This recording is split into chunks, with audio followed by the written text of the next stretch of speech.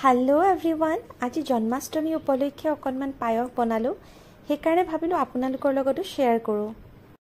पायस बनाबर कारणे एकदम परफेक्ट रेसिओटो की हय मैं गोटेखिनि आपनालोকক भिडिओर सहायत देखाइ दिसु। आशा करिसु आपनालोके चाइ भाल पाब बुली। मैं 1.5 लिटार गाखिৰৰ पायस बनाइसु। आधा लिटार गाखिৰত एक्चुअली 1 मुठी चाउल लागे आरु ठीक तेनेदरे मैं 1.5 लिटार गाखिৰত 3 मुठी चाउल लैसु।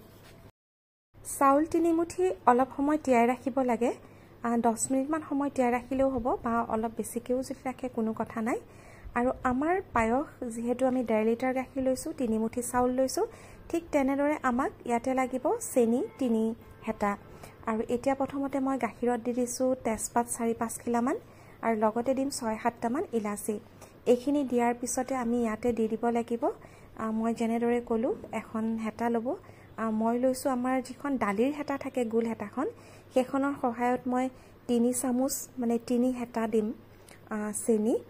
কোনবাই যদি কম চেনি খাব বিচাৰে কমকে দিব পাৰে কিন্তু এটো পাৰফেক্ট ৰেচিও হয়। আপোনালোকে এইখিনি চেনি দিলে বহুত বেছি মিঠা নাপায় একদম পারফেক্টলি যেটো মিঠা হয় আৰু হেয়া পাব। আৰু এতিয়া মই ইয়াতে দি দিলো ধুই থোৱা চাউল 3 মুঠি আৰু এইখিনি অকণমান লৰাই পেলাই ইয়াতে দি দিব লাগিব কাজু কিসমিস কিনি ভালদৰে ধুই পেলাই মই ইয়াতে দি দিম। আৰু এইখিনিতে এটা কথা কওঁ আপোনালোকক বহুতৰে মিসকনসেপ্ট এটা আছে যে পায়স বনালে নন স্টপ লৰাই থাকিব লাগে বুলি। তেনে কোনো কথা নাই। আপোনালোকে কম জুইটো বনাব পাৰে মাজে মাজে লৰাই পেলাই। আৰু এয়া মোৰ মালাইদাৰ পায়স ৰেডি হৈ গল।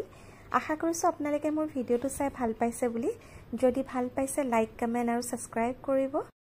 তেনে হলে আজিলৈ আহো। Bye bye.